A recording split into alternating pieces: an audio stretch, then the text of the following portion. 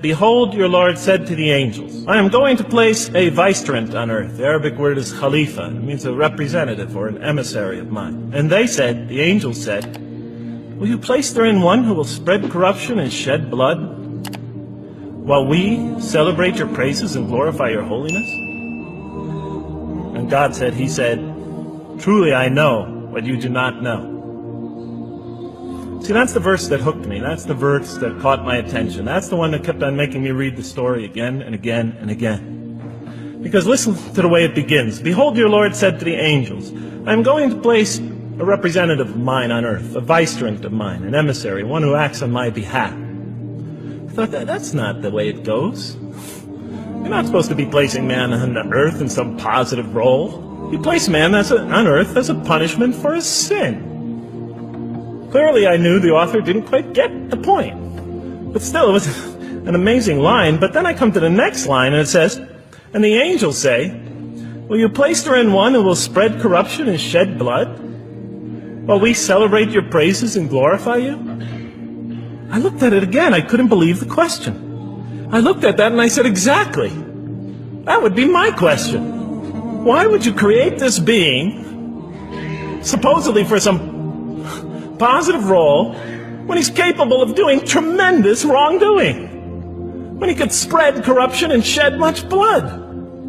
Why would you create this violent and pernicious creature when you could create angels?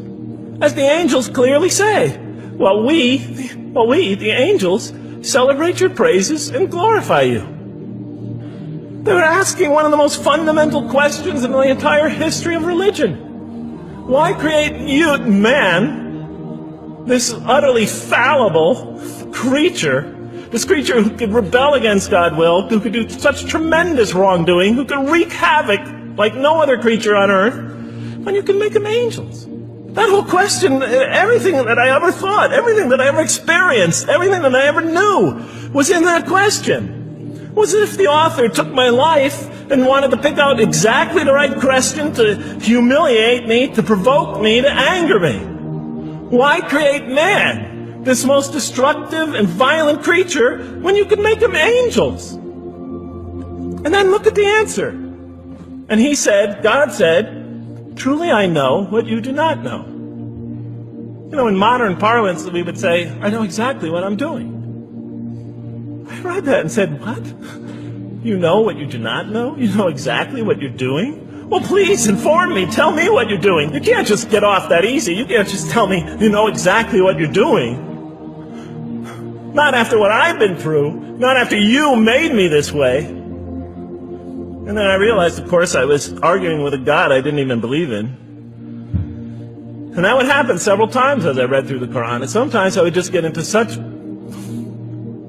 so agitated by what I read, I'd start arguing with this voice that I'm reading before me, that's calling to me. So we turn to the next verse. It turns out that the Quran just doesn't dismiss the question. It starts to answer it a little bit. And in the next verse it says, and he taught Adam, God taught Adam, the names of all things. And then he placed them before the angels and said, tell me their names if you are right. So this verse is clearly referring to the previous one. But notice what it says. And he taught Adam the names of all things. So here we see Adam is not only just a creature who knows how to name things, who's acquiring the gift of language, but he's also a learning creature. God is teaching him. Now right here, right in this verse, and it'll come even clearer in the subsequent verses, that the very first thing that the Quran is going to emphasize here is man's intellect. He is a learning creature. He is taught. And what is he taught? What is one of the great intellectual gifts he's given in response to the angel's question? The gift of language. Because through language, mankind can not only learn, but he could learn things not only through his own experience, but he could learn things that other people have experienced of times and places that are hundreds, thousands of years and miles separated from him. And so that all our knowledge becomes cumulative. Every generation learning from the generation before it. I'm learning today from authors I read from other sides of the world that may have existed 2,000 years ago. And so we all contribute to our collective learning and knowledge. And so what I'll see later in the Quran, And the Quran will emphasize this again and again and again. Like in one verse it says, read in the name of your Lord who created a man out of a tiny creature that clings. Read, it commands the reader. For your Lord is most bountiful. Why is he most bountiful? What great gift did he give you? For he taught man the use of the pen, and through it taught him what he otherwise could not know. And he taught Adam the names of all things. And then he placed them before the angels and said, tell me their names if you are right. Okay, you have this you have this natural question about this creation of mankind. Here, this mankind is this human being, this human creature is a learning creature. He has many intellectual gifts. Here, I'm going to place these things before you. Tell me their names if you are right about man. And what did the angel say? Glory to you. We have no knowledge except what you have taught us. In truth, it is you who are knowing, the wise. They say this intellectual test that's put before them is beyond their grasp. And so in the next verse we read, and he said, oh Adam, tell them their names. And when he had told them their names, notice how it's just like it's nothing for him. For mankind, he has this phenomenal ability. And that's clearly the point of these verses. Even though I felt that the author didn't quite, it was as if I realized that he didn't misunderstand the story. He was taking one of the great stories in the history of humankind, one of the fundamental greatest stories in the history of mankind, and molding it and using it as a vehicle for an entirely original message. And God said, did I not tell you that I know what is unseen in the heavens and the earth? And I know what you reveal and what you conceal? In other words, didn't I tell you I know exactly what I'm doing? I looked at that. What question what did they reveal and what did they conceal? Why are you all looking at me like that? You're starting to scare me. You're all looking very serious. Am I losing you? Wow. Okay. So, they revealed the sinister and evil propensities of man. But what did their question conceal? All you have to do is think about it for a minute. Human beings, yes, they could do evil. Yes, they could do wrong. Yes, they could create misery. But they could also do exactly the opposite. They could choose to do evil. They could choose to do tremendous good. They could choose to do tremendous violence. They could choose to show tremendous compassion. They could choose to live by falsehood. They could choose to live by the greatest truths.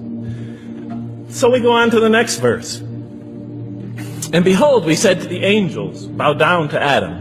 And they bowed down. But not so Iblis. Iblis is like the father of Satan. He refused and was arrogant. He was of those who reject faith. An interesting statement. And notice why Iblis does not bow down. He refuses because he was arrogant. You know, we often hear what's the root of all evil? In the West, it's always money, greed, etc. Here the Quran says that seems to be saying that the root of all evil is not always material wants. It's not always money. It's not always greed.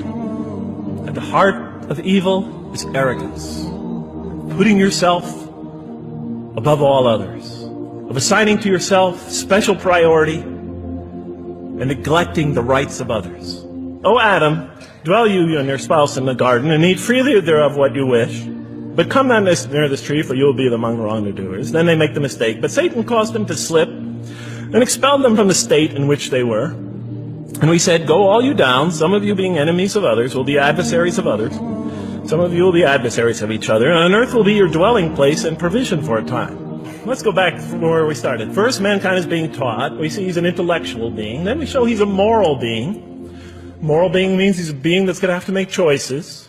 And then God gives him this choice. It's not a huge deal. It's not the gravest sin in the history of humanity by any means. It's minor by any standards. They make it, though. We see that God originally intended to put man on earth as his vicegerent. When does God finally put him on earth? What signals that he's ready to begin? He makes his first independent choice. It's not the worst deed in the history of humanity. It's minor on anybody's scale. But it shows that mankind is ready to act on his own.